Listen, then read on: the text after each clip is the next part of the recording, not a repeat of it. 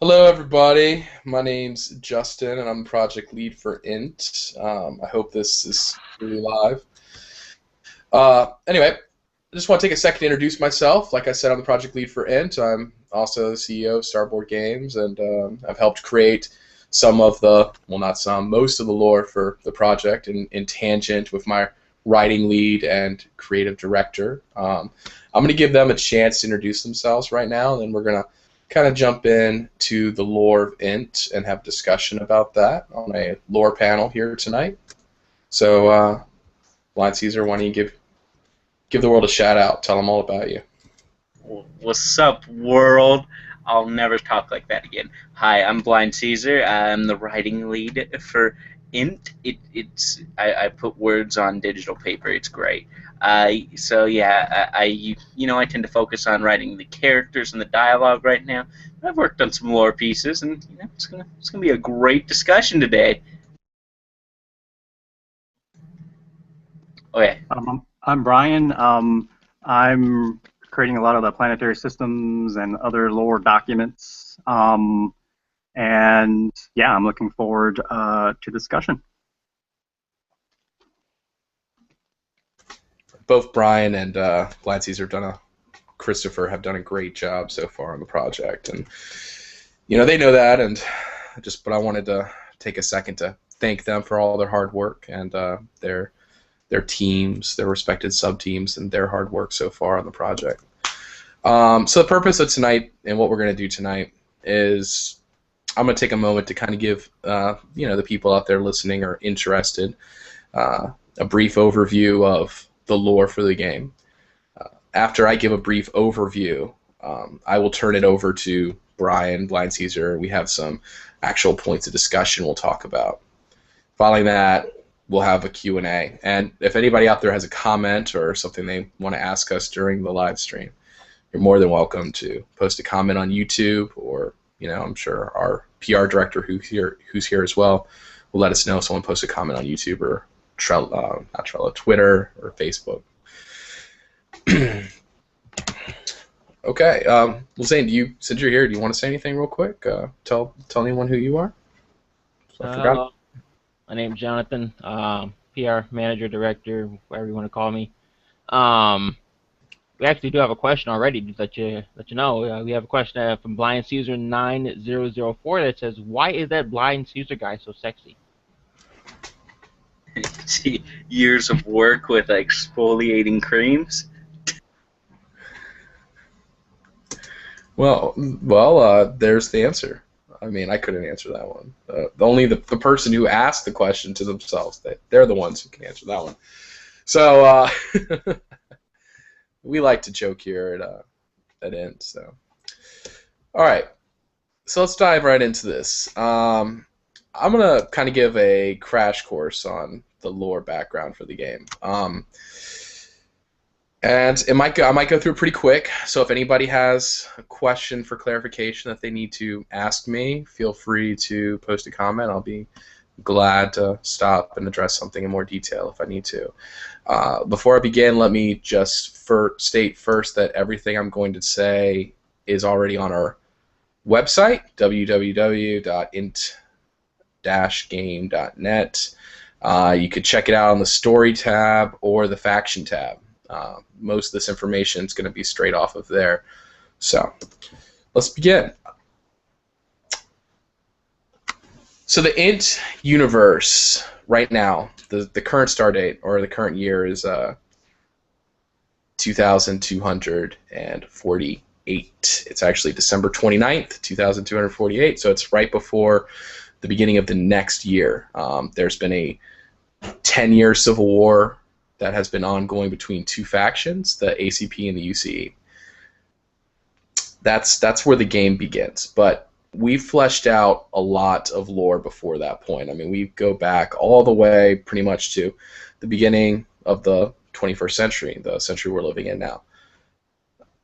One of the first points in the lore is that sometime in the near future, and I know this is kind of something a lot of science fiction does. Might be a little cliche, but I think it works for this project. Anyway, sometime in the near future, there's a World War III, and in this war, the planet's devastated. Nations are destroyed, and a lot of people on the planet begin to fear that, the species could be completely annihilated by nuclear war. So they band together under the United Nations and an umbrella organization for the UN called the Solar Colonization Authority. And the purpose of this organization is to colonize the solar system. So if there was another massive war on Earth, then at least there could be some people off planet when this happened. So the race could continue, essentially. So World War III spawns these fears, the fear for survival of the species. And over the next 50, 60 years or so, leading into the 22nd century, the Solar Colonization Authority is working on a project called the IDS, which is the Interstellar Drive System. And this drive system, which is eventually created, allows for faster than light travel, which makes colonization of the solar system possible and colonization of other solar systems possible. However, the Solar Colonization Authority can't afford to make this IDS system alone. They have to reach out to some massive corporations that survived World War III to get funding and specialists to create the drive. And one of the biggest problems in creating the drive was that it needed an immense gravity well to do so. They couldn't make it in Earth's gravity, so they had to go to a gas giant, and the closest gas giant to Earth is Jupiter, and it's also the biggest in the solar system. So a lot of these corporations that survived the war, in tangent with the Solar Colonization Authority, set up shop around Jupiter and created the Interstellar Drive System. And after the project's completion, 90% of the work had been done by the corporations, and they basically seized control of the project, rendering Earth completely useless. The corporations had seized power. They created the drive. They were now responsible for mass migrations of people off the planet, colonizing other worlds, and they basically left Earth and its governments behind. So that's kind of the genesis of the story. The drive's created out of World War III, out of all these fears, and the corporations are behind this creation of the drive, which makes them super wealthy. Of course, with wealth and power comes war and violence usually, and the corporations began to fight each other after a period of colonization, and this was called the Corporate War, and it was towards the end of the 22nd century, around 2180 or 90. The Corporate War led to the collapse of several corporations, but it also unified the corporations that survived the war. The ones that allied and unified together formed a military directory called the UCE, and the UCE was meant basically to protect the corporation's interest. All the corporations that were allied pulled their resources, pulled their assets, and they put them into the UCE. And they oversaw the UCE through a governing board called the Directory. So after the Corporate War, there was 12 major corporations. And these 12 major corporations formed the major members of the Directory. And they oversaw the UCE and colonization of the middle colonies, because by this point the core colonies had already been established. They named themselves the United Colonies of Earth, even though Earth was at this point pretty much a separate entity. Earth, remember, the corporations had left Earth behind, so they named themselves after Earth, or the United Colonies of Earth, because in their mind all these colonies were united by the homeworld, even though the homeworld was kind of separate. They wanted to hearken memories of Earth in the colonists' mind and have a driving point to unify all these diverse colonists on these different planets.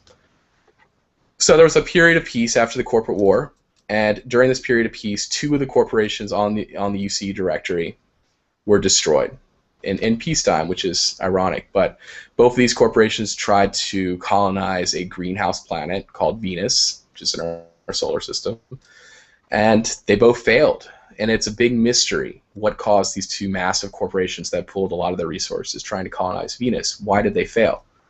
That's one of the mysteries that is going to be discussed more as we go along. It's also going to be showcased in a couple of short stories and lore pieces that we'll put out on our website, so I'm not going to give you the answer for why these corporations failed at Venus today. So that's something you'll have to keep reading about and listening about to find out. But 2 corporations were destroyed, which left the UC with 10 members or 10 corporate states. And following the Venus tragedy around 2210, there was another period of rebellion or war. And it wasn't between the corporations this time, but it was between the colonies. After the corporate war, there was a new group of colonies that were established called the Middle Colonies, and the colonial rebellion occurred, which was a loose rebellion.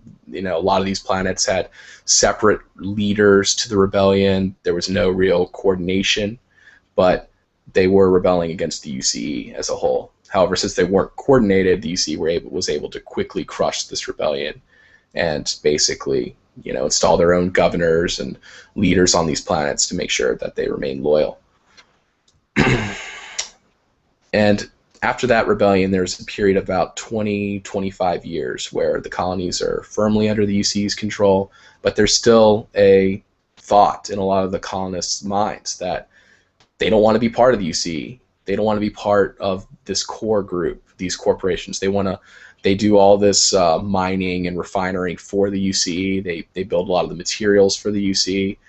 They don't want to be part of it anymore. They don't like to be second-class citizens. So even though they're controlled by them after the rebellion, they're thinking in the back of their minds, how can we get out of it? And there's an underground movement. There's a couple of major leaders that emerge that write books and pamphlets, and they distribute it among the colonists. And by 2238, there's a massive protest on a world called Colleen, which is a middle colony.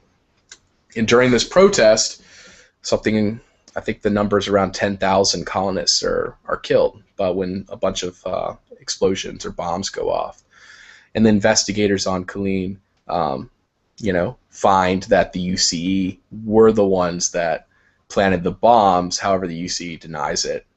So there's a little bit of mystery there about who was behind that explosion that killed all these workers when they were protesting, because they didn't want to be, second-class citizens in this, corporate, universe with all these rules and regulations, and they're not getting paid enough. So after that massive loss of life, there was a huge call in the middle colonies for war, and they wanted independence. And a figure emerged named IND, who has a little bit of an mysterious background. Sorry, choking on my own words. I've been talking too long.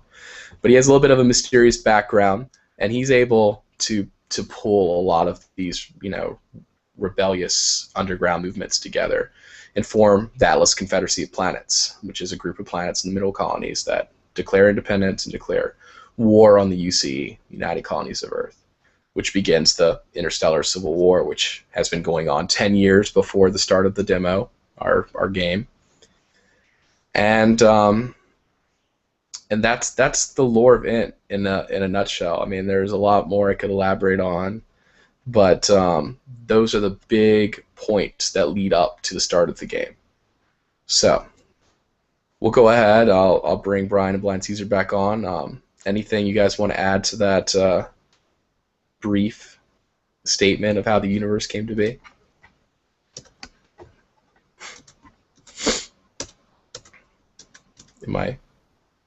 Yeah. It would have been funny if I had myself muted that whole time when I was talking. But yeah. Blind Caesar, why don't you go ahead and think. All right. Well, basically, Justin covered it perfectly. The universe we're trying to build, he covered it basically. If you guys have any questions, you should ask, because sometimes we don't realize that we don't elaborate on everything because we all know everything, because we're a bunch of just hyper geniuses, or because we have all the lore written down right next to us. One of the two. Well, the only thing I would add would be, that was a great introduction to the universe that we're building here, is like the UCE is sort of like the military arm of like the J10 now, right? Like these 10 powerful corporations. And so But yeah, that's the only thing I would add, Justin. I think that was a great introduction. Yeah, it's a good point. J10 is referring to the 10 corporations that survived post Venus tragedy around Jupiter. Jupiter was the first gas giant, IDS project creation spot, and that's where the corporations pooled their resources to make the IDS. So they're referred to in our universe as the J10 corporations because their headquarters are at Jupiter, and that's like they're essentially UCE's home world since they don't directly control Earth, but Earth is kind of allied with the UC. It's not Earth isn't saying, "Oh, we hate the UC and the rebels." Earth is in Sol, so if they're like, "We hate you, UC," then the UC is going to come and obliterate Earth. So they have to be quiet in their resistance, if there is any resistance, which is something the player will find out in the game how much Earth is resisting the UC. That's something I don't really want to discuss too much right now, but Earth does have a part to play in this universe, which at first doesn't seem like much, but it will be more and more as you adventure further. But yeah, I went off on a tangent there. I'm known to do that. So they all these guys, they all know that by now. So all right, but Zane, we don't have any comments yet for anybody? We did have somebody say hello. How you doing today, Austin? Austin Chapman. Oh, we have someone who said hello? Yes, Austin Chapman. All right, Austin. Well, I'm doing great. How are you doing today? It's probably going to take a while to respond because remember the stream is on delay. So. Sure. Let me know if he has any questions or wants to get involved in this lore discussion. So right now we're going to jump into the next segment of this panel. We're going to talk a little bit about specific items of lore because this is a sci-fi universe we're making. People are interested in some element. When you're a sci-fi game, there's certain things people expect. They want to know about what type of weapons and technology is present in this universe. Are there aliens in this universe? What are some of the characters? What are some of the planets? How are people talking? Is there any lingo or slang that's developed? And then some miscellaneous stuff.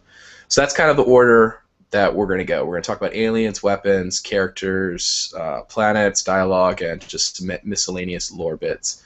Those are the topics I've identified as kind of things people expect to know about for a sci-fi game. So Brian and Blind Caesar are going to join me in talking about these points of discussion, and we're going to talk about aliens first, a little bit about the aliens we've written so far, and Brian, if you want to throw in the Cryus mystery a little bit as a reveal, you can, you have my permission. If you don't want to, you don't have to though. But we'll talk about aliens, basically just what we've written so far. Okay, we're not going to go into plans for the future, which there might be more to say later on about it, and then we'll jump into weapons and so on. So yeah, Brian, why don't you go ahead and tell us a little bit about the state of the aliens in it? Are there any? Yeah. Well, yeah. I remember when you broached the subject. My understanding was it would be like a sort of the alien presence would be de-emphasized, but you wanted to have them on the prison planet as a way to sort of make the prison planet, this hyper secure region. And so you just, you gave me sort of a blank slate and a couple of things to abide by. One of them was like, these are, dangerous, vicious killers. And so that was very open-ended, which as a writer is great, and which is, at the same time, it's kind of like, oh man, what am I going to do?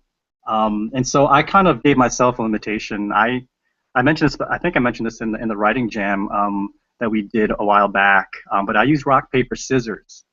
And there's this as the foundation for this species, the Azarni, and they're named after a doctor that was studying them who was ultimately killed by them. And there are three related species or subspecies. So one of them, the rock, the Rillians, they have sort of this armor, right? And then what's the next one? Baraxels. They more are the scissor components, so they have claws.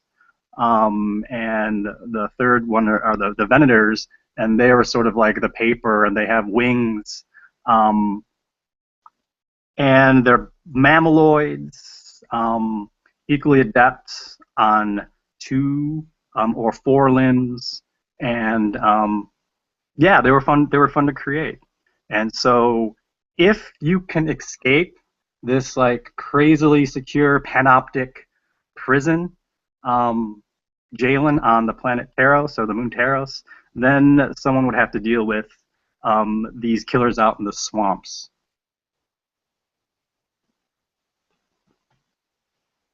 Yeah, that's one of the most, because we were developing this prison moon essentially for the main game. It's called Taros, and on this moon there's a United Colonies of Earth prison facility. So, imagine this: you're a colonist who doesn't like the UC, and maybe you wrote a pamphlet saying, listing your reasons for why you should rebel or why the ACP should have its independence. And then, you're abducted by some agents in the middle of the night, and they ship you off to this prison moon, and you're thrown in a cell. And if you somehow manage to survive your sentence, or you might get to go home, but traitors usually, don't get to go home in societies. If you're branded a traitor, you're usually executed, right? So you might want to escape, and that's one of the most scary parts of this moon is you can't escape, because if you go out, if you manage to get out of the walls, there are 3 different types of alien species on this moon that enjoy killing, and that's one of their things. They enjoy killing. So, Brian, you want to elaborate? Well, no, that was exactly, that was one of the things. This species does it for they don't have to. They're omnivores, but they've wiped out all other animalia, on all other species on Taros, and now they're just going after each other, and they're not clannish so much. They have been packs of 2s and 3s, but they tend to stay themselves, and so it's not like a war. It's just basically kill or be killed, just because.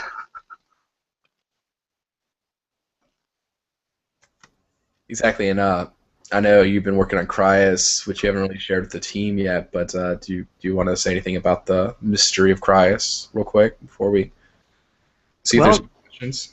You could introduce it. Not going to add anything. It was your idea, so. Sure. Okay. Well. Yeah. All right. So Cryas is a middle colony planet that was once habitable by alien life. However, there was some kind of catastrophic disaster in the near past, which everything on the planet was killed. Everything went extinct. And about 10,000, 100,000 years later, humans arrive. They colonize the planet, and they start looking at the fossil record, and they see that there's all these fossils. And Cryas is used as a mining facility. There's a lot of mining towns on Cryas, and these miners are deep down in the earth, mining materials, mining metals, and they hear noises. They hear these burrowing sounds. So there's a mystery on Cryas, and we're not gonna give it away to you guys, to our fans, what's on Cryas, but there may or may not be something that burrows in the earth on Cryas that survived this catastrophic, incident 100,000 plus years ago. That good, Brian? That about covers it. And there were scientists, researchers, scholars kind of looking at the fossil record, but once Cryas kind of the campaign for independence, the UCE pulled its researchers, and so the mystery is very much sort of like a Loch Ness monster type of thing at this point, even though scholars are very much interested in it. There's folk tales about it and that sort of thing.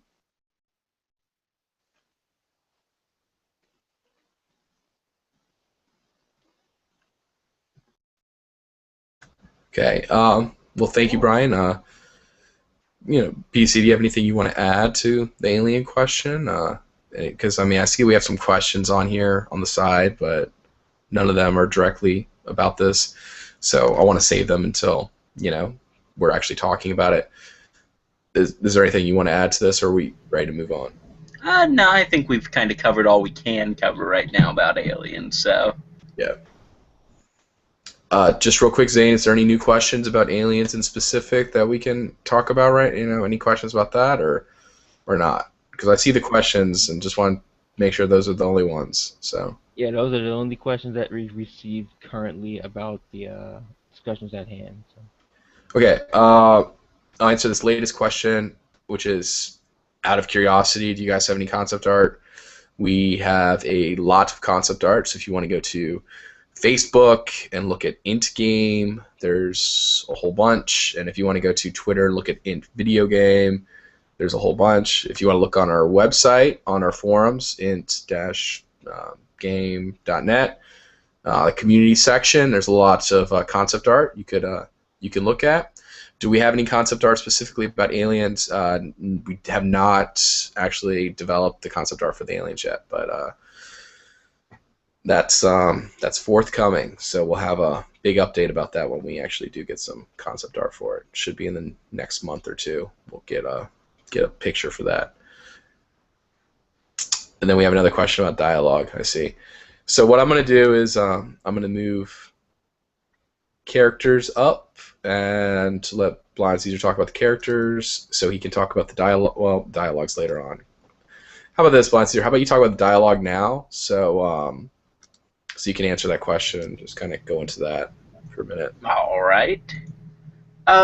So basically, to answer this first question, will the dialogue change to the choice made by the player? Yes, it will.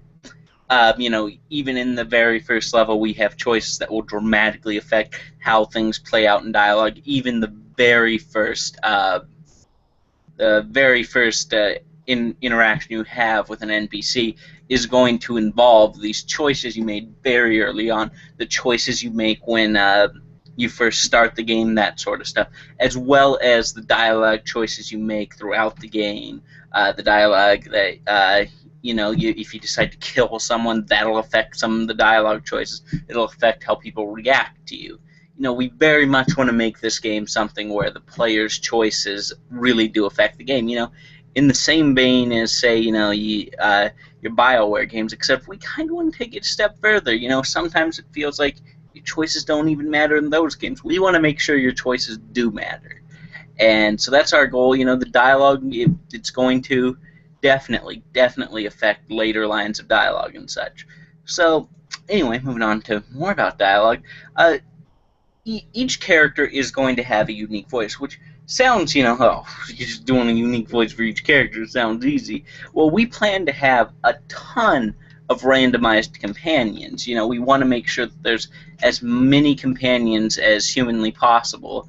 And so giving them a unique voice presents its own, set of challenges. A lot of the times we have to go back and be like, this voice is sort of similar to another companion's, so we have to tweak it a little bit. So what we basically do is, we study how language works. For example, ACP is sort of based around this Appalachian culture, so we have to try to give, members of the ACP the same sort of, drawl, not entirely the most educated, but, sort of the southern drawl, but, not really, sort of this mid-east drawl, the Appalachian Mountains. And, another thing when designing dialogue is you have to keep in mind the culture each character comes from.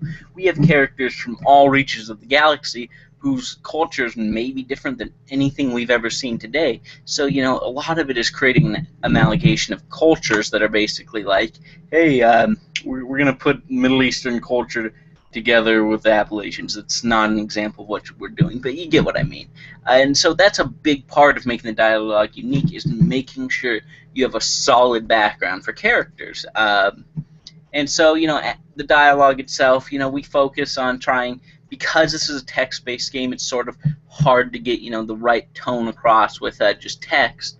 But what we do is, we make make liberal use of stuff such as accented language. Your Goin, your Goin apostrophe, stuff, stupid stuff like that. But it really does get across a unique language for each character. So when it comes to dialogue, there's just a couple things you have to remember. You just have to remember the background of the character, what culture they've come from, their education background.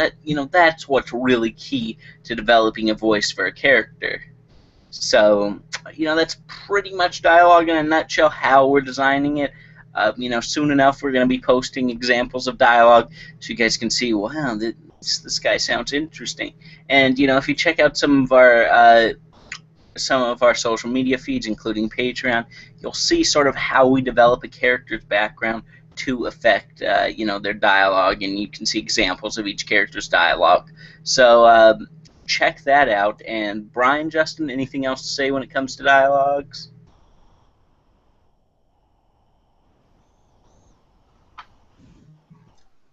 Yeah, Brian, you can go first if you have something. Okay. I mean, yeah. I mean, I think BC that's a really great way to kind of talk about developing like a particular voice for each of the characters that are play a role in the game. And for me, like I wrote a character, an NPC character, who's a hopper, kind of like jumps on vessels.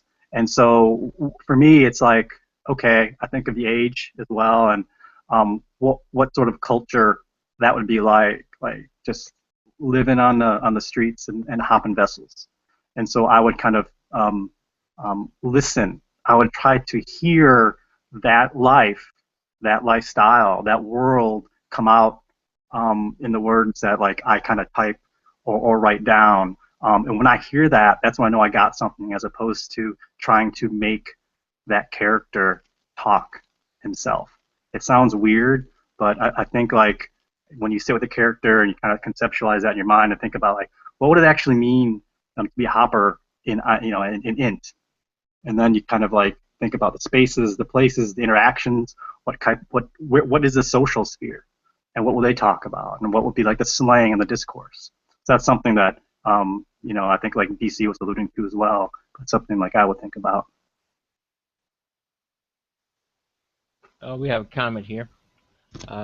Christopher Bennett said, your website mentions it a turning point. It would be interesting if affected the course of the history of the planet rather than just the choices that you make as you progress. If I may. Oh, go ahead. Justin's okay. Yeah, go for it. Like a big thing that I said was it's not just going to be dialogue choices that you specific choice affects. It's not so much for the demo, but kind of. But some of the choices that you're going to make during the game as a whole will actually affect entire planets. It will affect how the entire culture of a planet goes. You're going to be making these world-changing decisions. That's a big plan that we have. We want you to feel your impact on the universe, like I was saying earlier. So that is something that we plan to do. Where you're going to hear later on, where if you decide to set off a nuclear device. We're not going to have nuclear devices, but just as an example, let's say you set off a bomb on a planet. You're going to see how it affects the planet. So yeah, yes, you're going to definitely see stuff that will absolutely shatter history, and you can change it with each playthrough how you're going to handle a specific situation.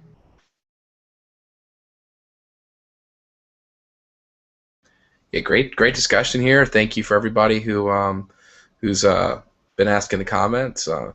I think Brian and Blind Caesar definitely did a great job explaining how we're giving characters a unique voice, how decisions are going to matter, which are even kind of about specific linguistics and slang that you would encounter in some of these areas. Like Blind Caesar mentioned the ACP. Some of the ACP worlds are very influenced by Appalachia.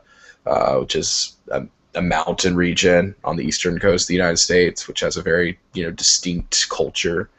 So there are definitely references to our world that we live in now in this game, and some of the factions have, you know, harken back to those areas, but they've changed a little bit because it's 200 years in the future, obviously.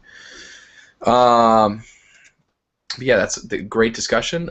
Any final closing thoughts on this, or are we ready to move on to the next subject? Just briefly, we talked about this before, but I lived in that part of the world too, Dustin, and I still say Appalachia, and that kind of like suggests like even with like talking about a specific region, it's not necessarily monolithic, and you could have different sort of like value systems within like that part of our world, So I mean, I think that's pretty cool. Anyway, Appalachia. I've heard it pronounced several different. Yeah, I know. ways. I know. I'm just joking. Maybe I'm just pronouncing it wrong, which is possible. You're good. All right, BC. Any final closing thoughts? No. I think we covered, dialogue. All right, I'm gonna move on. So we're good.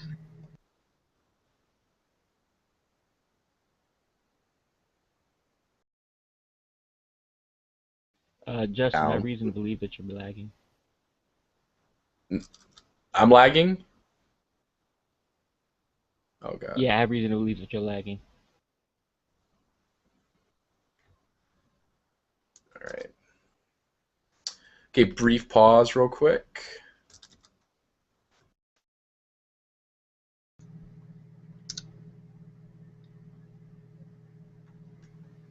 Okay, let me, can you hear me now? Yeah. All right, I'm going to go ahead and start going here on this next point, so hopefully the lagging stops. The next thing we're going to talk about here is weapons, okay? So, sci-fi games, futuristic games, everyone's interested in the type of weapons that are going to be present in these universes. In the universe of the game. So, like I've mentioned before, this is 200 years, give or take, in the future. So a lot of the weapon designs are kind of based around, current weapons. We have pistols, we have rifles. It's kind of different classes of weaponry.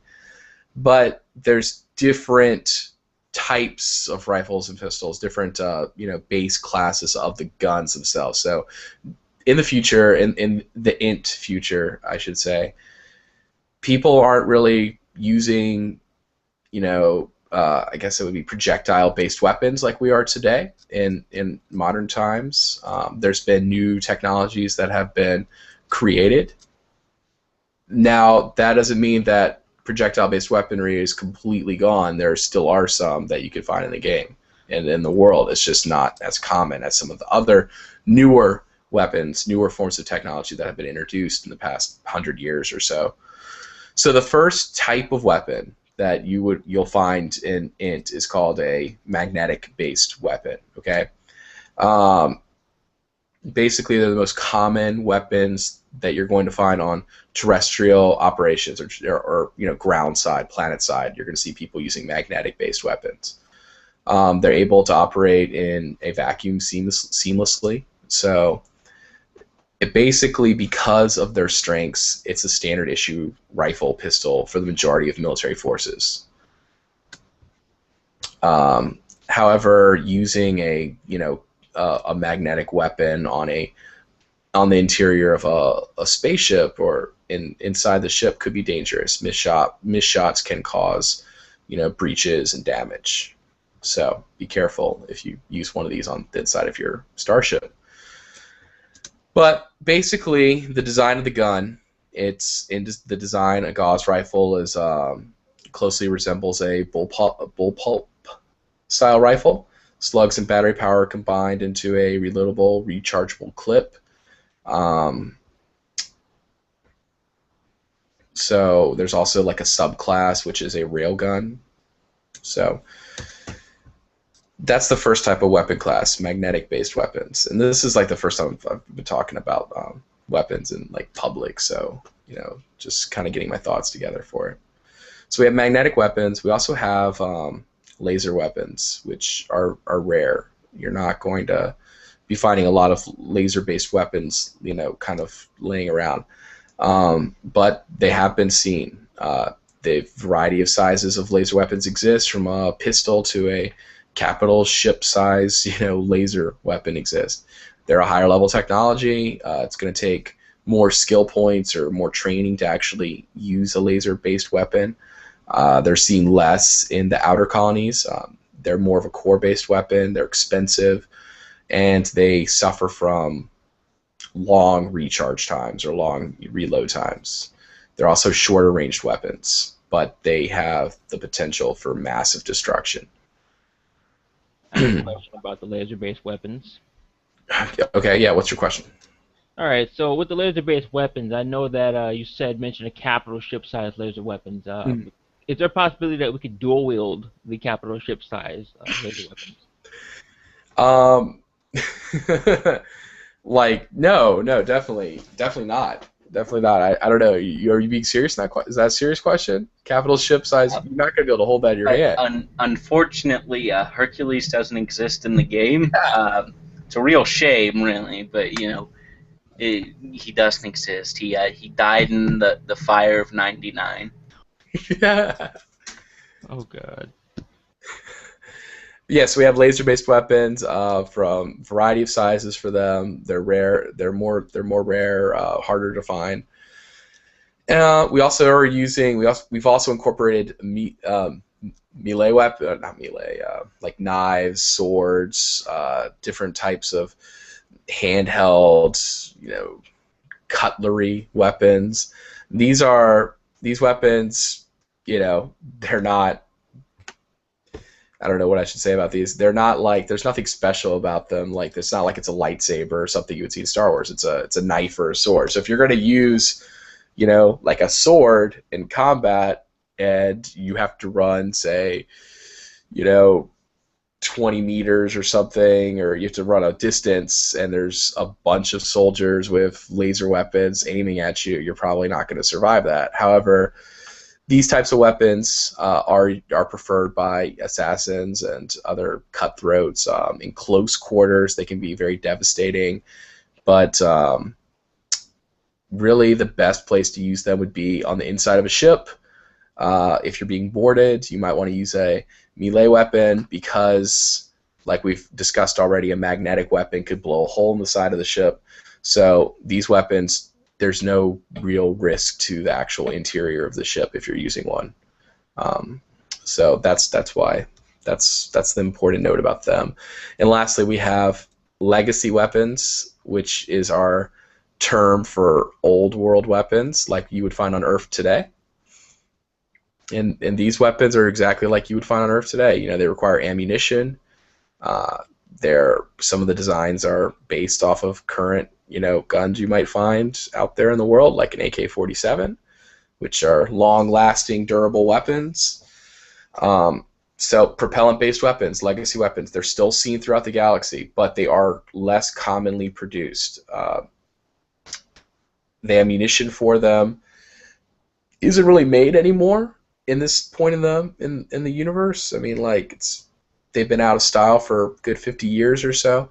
However, you can still find ammunition. Some manufacturers still make it. It's just not as common. It's not made as much. It's not preferred by the military, so it's not in demand. So you have to be like a collector or a hobbyist that wants a propellant-based weapon and find a dealer that has ammunition for it. So it's a little harder to find ammo for these guns. However, shotgun is a little bit of a different story. Shotguns are actually still widespread and used on the inside of a ship.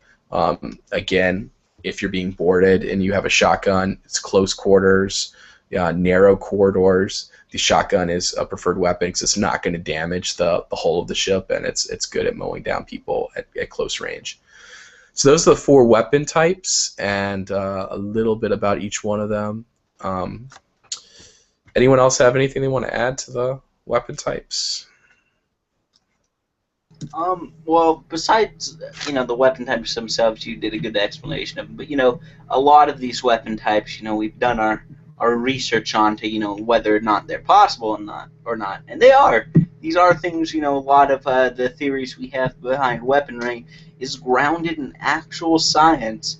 So those of you who are like, ooh, I only play games with real science in it. One, you're buzzkill. Two, this game has that. The magnetic-based weapons are based on naval railguns, which are actually being fielded on huge naval ships today. But it's just a miniaturized version of that. That's all I have to say. Yeah, that's a great point. These weapons are based on developing and even in some examples slightly or in the process of being implemented, like a ship-based railgun. That was a great point. That was a great point. I forgot to say that. So yeah, great job. Any questions about weapons or anything, Zane? Or we ready to go? Next point.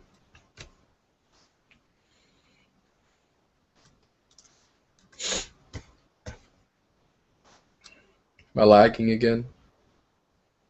Nah, you're good. I think we're ready to go. Okay, then let's see who's next here. It is you. You're next. Let's talk about some characters. All right. So, the characters I'm going to focus on today are ones that have been mentioned in pieces of lore, such as Admiral Jacob Crane, Admiral Sherman, Fleet Admiral Perry. So I'm just going to sort of, go give a quick run through how I develop characters. We did do a writing jam not too long ago where you can see me developing a merchant, which is not as interesting as it sounds, actually. It turns out I'm really dull. So basically, when developing characters, a lot of the times I think, who do I want this character to be like? Let me look at historical examples of people who, would make interesting characters. I don't do that all the time, but a good portion of the time when I'm making these just huge characters, I look at historical characters, people who have existed. A good example is Admiral Jacob Crane, the ACP defector who went and joined the UC and sort of gave him tactical information. In many ways, he is based on characters such as Benedict Arnold. His demise is very similar to that of Leon Trotsky, and also his fall from grace, sort of how he just disagreed with the leader of the ACP is very similar to the fall of Leon Trotsky. And of course, there are a lot of differences in there. These are just characters I use as a base. And also I don't just use individuals. I think of groups of people. When I was talking about the merchants in our last live stream, I talked about like Italian Genesan, Hanseatic merchants who dominated trade in Europe and how they operated. The whole sort of how their families had such massive controls over specific areas of trade. So a lot of it is, based in history. A lot of it, I'll just be like, hey, I'm going to make something up here. And, like I said, of course, these characters aren't defined by who I've decided, sort of look at as references.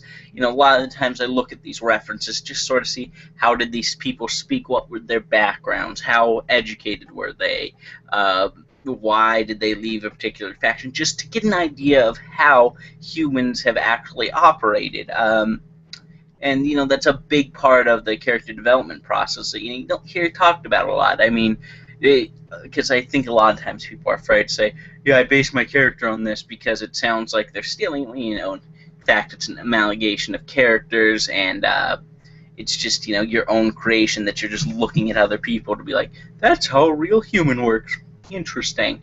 So yeah, that's that's a big part of character development, I feel. And then you got Admiral Sherman, who is Admiral Jacob Crane's second in command, and basically Admiral Sherman is a fairly loyal guy. I mean, he, unlike everyone else in the ACP, he doesn't think Crane is a traitor. He thinks that Crane is a good man who just who just fell from grace, and he feels like, his friend had some valid points, but he still feels the ACP is the one hope in the galaxy, to have any sort of to break away from this UCE and this corporate system. In many ways, he's less cynical than Crane is, where, Crane becomes a cynic, and that ends up being his downfall. Sherman is very much an optimist. I'd say he's probably, one of the most likable characters in the ACP because he's so straightforward with his intentions. He just wants a better galaxy, and, he's willing to fight. He's willing to do anything to achieve that. And, a lot of times you're going to hear, he doesn't do things that we'd entirely consider moral, but he's still a good man at heart because he really does. He just sticks to his guns so much. He really wants the galaxy, to be a better place. And then you have Fleet Admiral Marcus Perry. He is the leader of the UCE's forces. He is the big guy in the UCE. He's in charge of battling Admiral Sherman and ND, and he comes from this military background. Once again, if you want to draw parallels to historical characters, a lot like General Patton, Admiral Nimitz. He's based around these, huge military figures, especially, World War II era. Occasionally, we'll go all the way back, to Benedict Arnold, that sort of stuff. But, based around, these characters in these gigantic wars. And Admiral Perry is, your typical no-nonsense general. But, what makes his character so deep is that he feels that the ACP isn't this force for good like they claim they are, but rather it's a gigantic power grab by ND, and it's just going to lead to an even worse situation than there is now. These people are just a bunch of upstarts who don't know anything about governing. They'll drive humanity into ruin. That's why he fights, because his goals are similar to Admiral Sherman's. A lot of times they're each other's foil. Perry is like, yeah, I just want the universe to be a good place for humanity. That's all I want. I don't want these assholes running over us. And his cause is just as pure as Sherman's, I'd argue. And these two are sort of the two major characters you're going to see clashing. I mean, you're not really going to see the UCE's board of directors clashing with ND. It's going to be Perry and Sherman. They are the two direct faction leaders in many respects. I mean, of course, ND is the leader of the ACP, but he doesn't lead the military. He isn't the one constantly out there fighting the battles. So that's something to keep in mind. And as for original character design, when we're talking about companions and stuff, just a quick note on that. A lot of companions are we're designing a lot of companions, like I said earlier. So a lot of our companions are going to be, these. They're not. A lot of times when you have a game with a ton of companions, you notice a lot of them start to be shallow. These shallow characters. Our goal is to create as many unique companions as possible, and as soon as we run out of unique companions, where we can fully flesh out their stories, that's when we're going to stop making them. And I don't think that's going to happen for a while because, there's a lot of different character archetypes you can use that you can create. So, it's no big deal. But, the challenge is going to be these guys are going to have massive stories attached to them, each and every one. They're going to interact with other characters. And, that's the biggest challenge the writing department has, is making sure these interactions are normal. Everybody stays involved because there's going to be so many of these characters. But I feel, I obviously feel that work is going to pay off because we are going to create these amazing characters who interact with one another, who, these characters are the universe in many respects. They are what we plan to make the universe so rich. It's not just the background. It's not just, the factions. It's these characters. And that's what I feel, a lot of really good stories need to do, is make the characters the universe, not the universe itself. And, that's pretty much it. Justin, Brian, anything you guys would like to add? Well, I do want to say that we have a comment here from Monty. The Who's comment Monty? says, Anarchy, blow up the world, anarchy in the UK, blah, blah, blah. Well, I used to know a guy named Monty, but kicked him off the team. So, what's his comment? His comment says anarchy. My sites have gone into orbit. They've gone past the outer ORT cloud. Okay. I think Monty's referring to our anarchist type character in the game, because you were talking about character archetypes. What about the anarchist archetype? What do we have brewing for that? I know the answer. I'm just asking Blind Caesar. Our anarchist characters, they certainly do exist. We haven't released too much information on them, so I'm gonna stay a little quiet about it. But it's not just gonna be ACP and UCE, or even just we're gonna also have characters related to the cartel, such as Wes. We're gonna have these characters who have just these differing worldviews. Who think, I think I'm gonna go like blow up the government or something. These people exist in real life, and it makes sense they exist in the game. So we definitely are going to have, these anarchist characters. We're also going to have these people on the third side, that I'm not going to talk about because Justin might shoot me or something. So, we are going to have. It's not just going to be UC and ACP. Exactly. Just like in real life military conflicts, you might have organized factions or organized sides, and then on the sidelines you have people who are anarchists, and you have people who are terrorists, and you have people who are bandits, and you have people who exist on the margins of society. And one of the design focuses of INT is to kind of look at it from as many perspectives as possible. We're looking at one of our big centerpieces of the game is this, interstellar war between the ACP and the UCE, but we also have, characters on the sidelines, like, for example, the character, BC doesn't want to get into too much. He's kind of an anarchist, and we have other characters who might be working for third mysterious sides, and then you might just have people on planets who are non-aligned, like on maybe a planet themed like the American, kind of Wild West. You have some bandits, or even just have some people out there that don't want government, but they just want to have their own little local community, and they just want to stay out of the war and be their own sovereign state, be their own little town, So those are all different perspectives we're trying to bring to the table, and when we design characters and design this world, we're looking at it from a futuristic sci-fi perspective, but we're also trying to bring an element of a Western aesthetic to it, like the Wild West, kind of what I just mentioned. One of my goals is for this to kind of be a spiritual successor to Firefly, so that's a design point in my notebook, to have characters that kind of would exist in that type of universe. So, but yeah, that's a good discussion. Brian, I think you might wanted to add something. I saw your mic unmute there for a second. If you don't, then go for it. No, I think that was a great discussion. So I'm pretty good.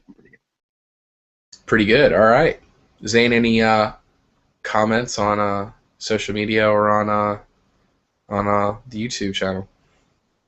Nothing so far. I've been spamming the refresh button, so we're not getting anything yet.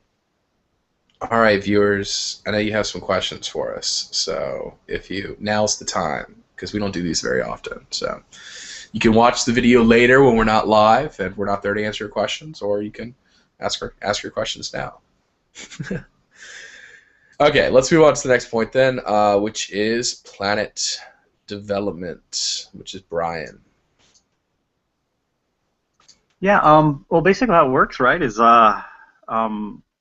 you give me some thinking points, some writing points. For instance, the core colony, like the core system, right? You're like 5 or 6 planets, got some gas giants, and then again, it's like kind of free reign. And we're thinking about like who would be in the core colonies, and that's that J10, not just the UCE military installations, but some of the corporations. What are they doing? on these planets, what kind of colonies would they be, and what kind of planets. And I think BC covered this earlier. It's like there's very much a science component, which means there's a lot of sputtering, starting and starting over again. That first page is most often the most difficult. I know I have a beginning. I tend to have, like, for the core colonies, I have Bastion, the principal city, as a point of reference. It's a financial center of the core colonies. That's where the demo sort of opens. And so I know, like, my first paragraph, but like what follows kind of is up in the air generally in terms of the specifics that I work through after Justin kind of gives me some thinking points. So, and going back to BC, there's very much that science. And so, you know, what might a water world look like, or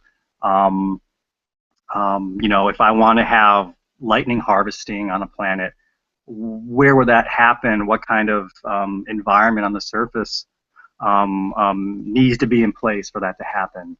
And how are people talking about lightning harvesting? Because there's actually a conversation about that now, and it's not viable, but there's still a conversation.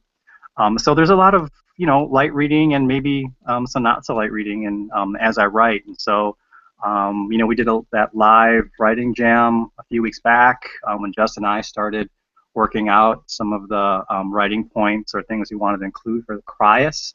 And right now it's about 6.5 pages single-spaced.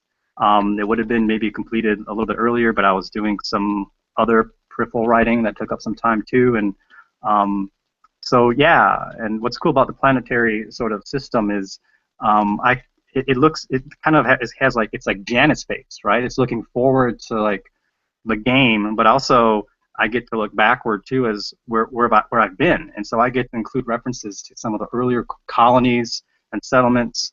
And you know, just the other day I was going through some of the documents posted on our website, and you know, one of the planets was still like an old planet name, so I went back and updated it and that sort of thing. So yeah, I think that's kind of the basic sort of way I go about thinking about a particular planetary system.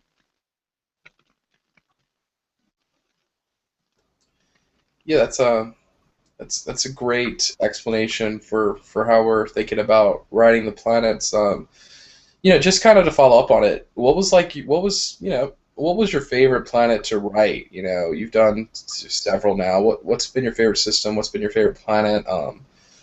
You know, what was the most interesting to you, I guess, is my question, in what you've done so far for the planet development. You know, I think like Lisk is when I started to kind of like, I'm like, almost like, oh, Justin's kind of giving me kind of a free rein here, and he'll let me know if something needs to be changed. You know, for like the first document Bash, and I was like, man, I'm kind of stepping into things here. I'm just going to try to kind of get a sense of what Justin wants me to do. And but when I got the Lisk, I started, you know, creating some mining towns out on the fringe and the outskirts. And I had like Poseidon hat, you know, that's our sort of, you know, our one of the J10 corporations that does water, reclamation, recycling, filtration, all those sorts of water-based sort of productions throughout the core middle colonies. I had them sort of reoxidating the air, and there's sort of this like water colony and that sort of thing, and I thought that was pretty fun, and so I think that was kind of like the jumping off point. I'm like, oh man, and then you guys are like, oh yeah, you can have a diamond planet if you want. I'm like, okay, cool. So I don't know if there's like one particular planet, but when I think back at Lisk, and I'm like, okay, I mean, I think like I understood that you guys trusted me, and you know you were able to, I was able to kind of run with it, and I'm like, so from there I think I've enjoyed like aspects of every planet, and I think my favorite planet is the one that I'm currently working on. So I'll just say Cryas right now because it's still in play. There's still a couple of things that I'm trying to integrate in terms of like lore and some of the earlier documents and that sort of thing. So that's always fun. I mean, at this point, excuse me, we've been writing these sort of systems since like January, and so I see like these points of references and possibilities, you know, for our characters to interact in them in these different places. So it's really fun. It's really fun.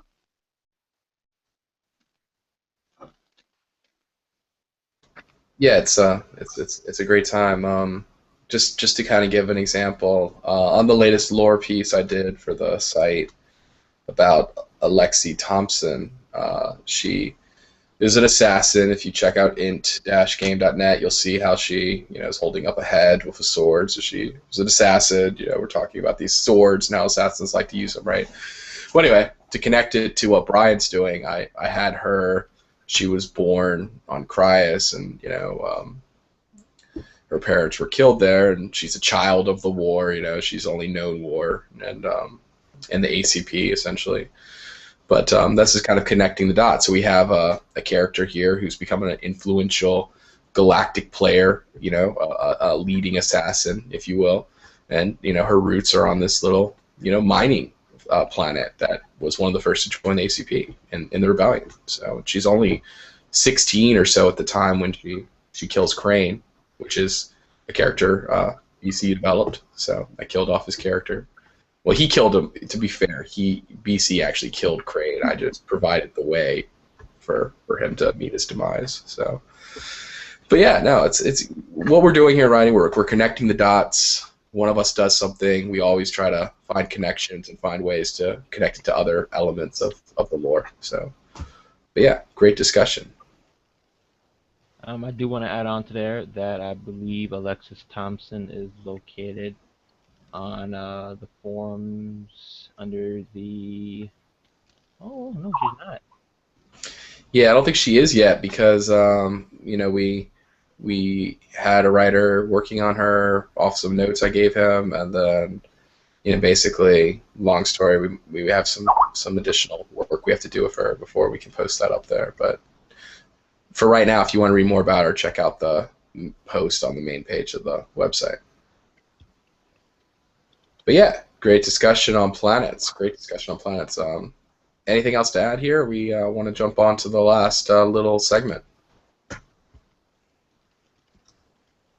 Unless BC has anything to add, I think we're ready to go.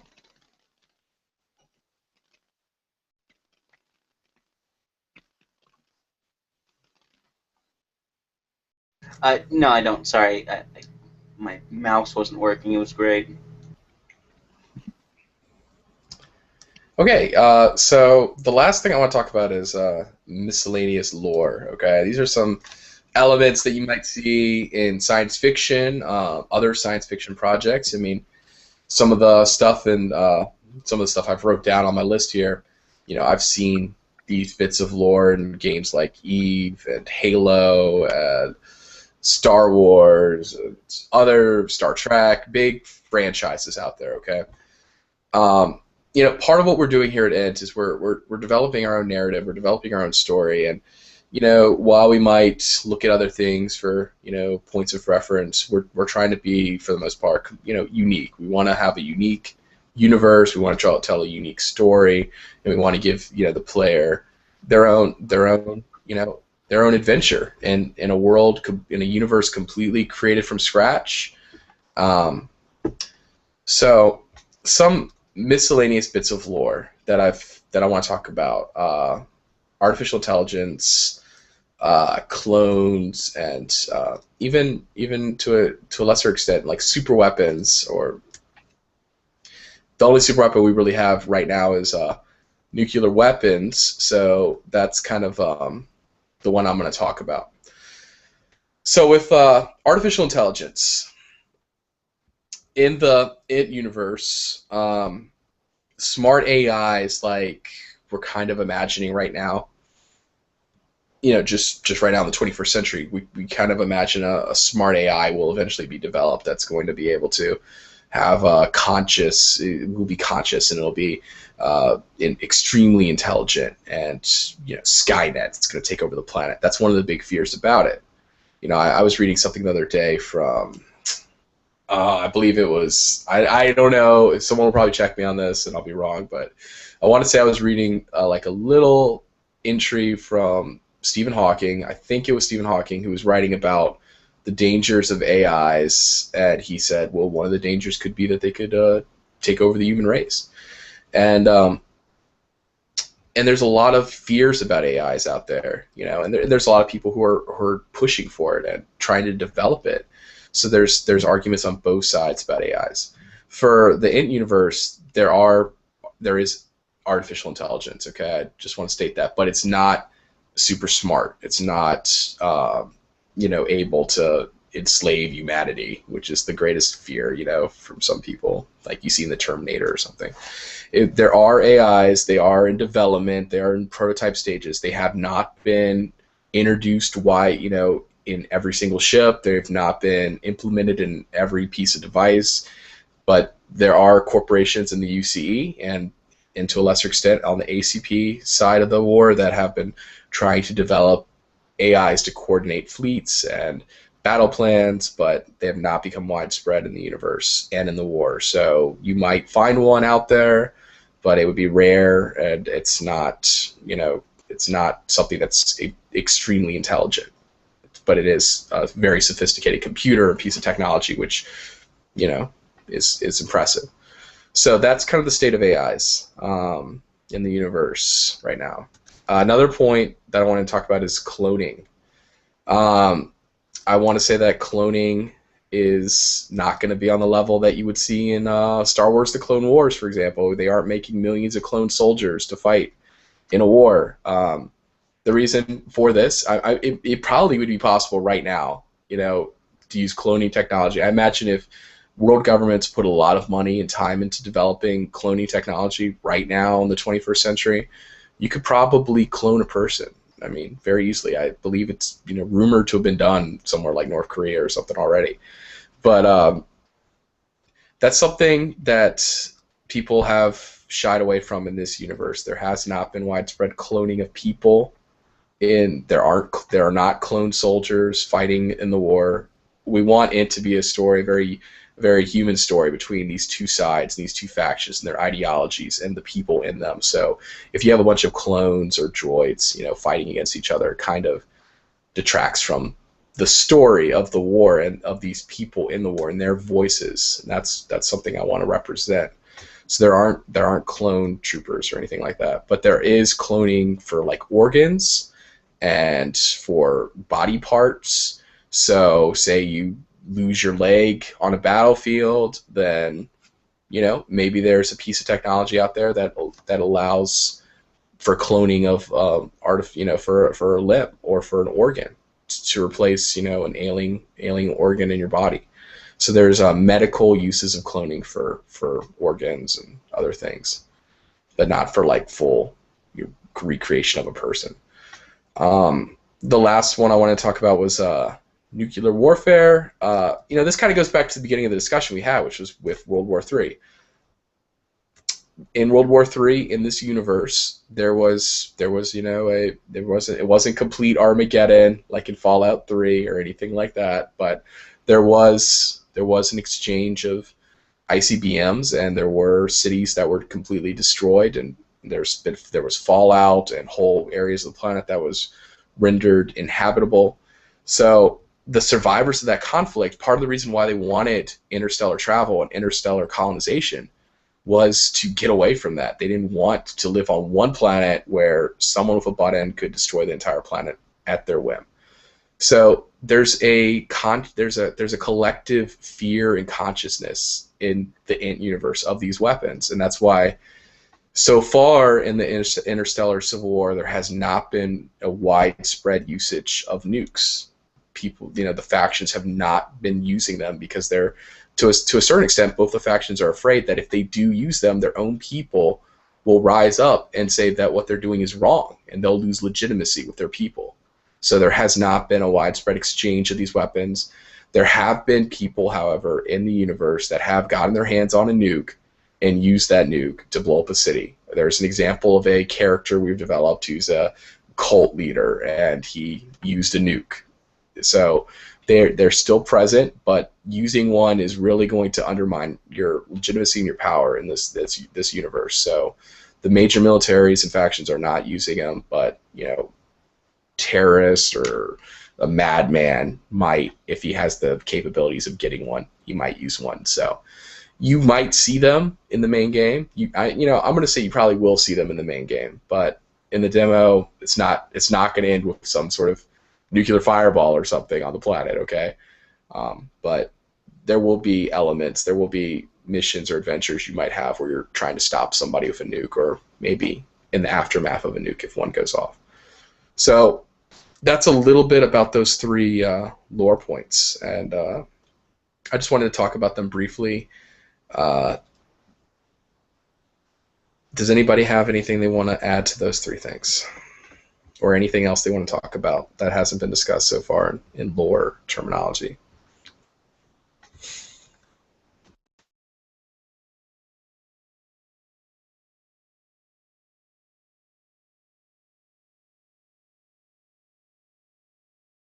Well, I think you covered everything we could have covered pretty well. Our official stances on certain things. So I think you did a good job. Concur. I gave a thumbs up, like you could see it, because just a wacky guy, I guess. Yeah, I mean, we've talked about those issues before. Maybe not the cloning one, but the cloning one, it's an interesting one because, like I said, I think you could. I think there might actually be in the real world, some way in the near future where that technology might be actually viable, to clone yourself. But it's just the point of the story we're trying to tell, and if we introduce like mass of cloning and all these clone versions of yourself fighting in a war, it's just, I think that undermines the actual perspective of the story, so that's just my thoughts on it, and that's what I'd like to see the path we take. So unless there's widespread dissent, which I hope there's not. So, but nothing else to add or anything, or I mean, any other? Yeah, go on. We could talk about I could talk about briefly the idea of transhumanism and cybernetics and stuff, if you want to get into that, because you did mention that character. Transhumanism and cybernetics. Yeah. The cult leader. You want to talk a little about the cult leader and his philosophy? That's your philosophy, right? Real life? Oh yeah, totally. I think we should kill anybody who doesn't have cybernetic parts in them. It's a real unique position, being no one does. Anyway, so basically just a quick thing on cybernetics, nanotechnology, that sort of thing.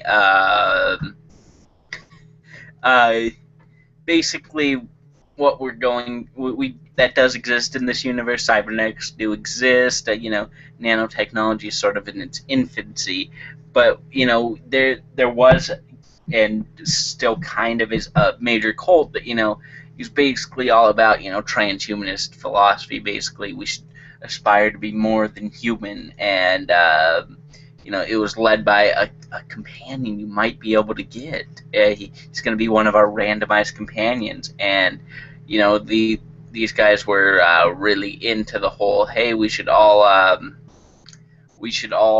just like transcend humanity and that sort of thing, and leave humanity behind. And that's going to be a major point of discussion, especially if you get this character throughout the game. Think sort of in the same vein as Deus Ex Human Revolution. It's going to be a very similar conversation to that. Weighing the pros and cons of it. It's not going to be the main point of the game, obviously, but it's going to be a nice little side note that you can explore, and sort of maybe we'll see, have an influence on how the argument develops. And yeah, so basically this cult leader, he's going to be someone you can pick up, and he sort of nuked Mars and killed millions of people. So, but maybe there's more to his character. Maybe it didn't go down like everyone says it did, or maybe it did. Maybe he's just a murderer. I guess you just have to play to find out. But yeah, he detonated a bomb. All right, he killed probably about 1 million people. It didn't destroy the whole planet, though. It's just still some. There's still thriving industry on Mars. It's just, I guess you could say it was a genocide on Mars. Yeah.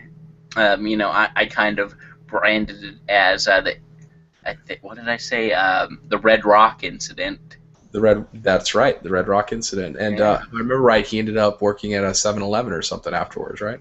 Yeah, he ended up opening up a chain of fast food restaurants called Genocide Grill, and this joke is going to go to bad places, so I'm going to stop right now. Yeah, exactly. All right. That's great. Yeah, that's one of the characters. That character deals with transhumanism, cybernetic enhancements, which in the game there are implants and cybernetic and implants you can actually equip on your character and stuff. So, but this guy was all about it, like transforming your whole body. So he was a little bit of crazy. Well, some people actually thought he was pretty onto something. So I'm not going to call him crazy. Maybe he wasn't. Maybe he wasn't. I don't know. But yeah, great discussion on that one. And there was one last thing I wanted to say. Right. So Q&A. So do we have any Q&A items? Anybody out there want to ask us a question? Zane, we got any questions? As far as I can tell on the social media accounts, let me just spam the refresh button again. Looks like we don't have any questions. We seem to be, we're clean so far. I know we had Christopher Bennett, or Bennett, was saying he was thinking, but I haven't seen anything posted by him, so I'm guessing he doesn't seem to have a question for us. Probably answered all of his questions. All right, we already answered his questions. That's great. Well, I want to thank everybody for coming out, listening to us. Great job. This video will be posted up on our YouTube account. I believe it's already on there. So Yep. As soon as we finish this, it's going to go ahead and process, and then the video will be basically, on there.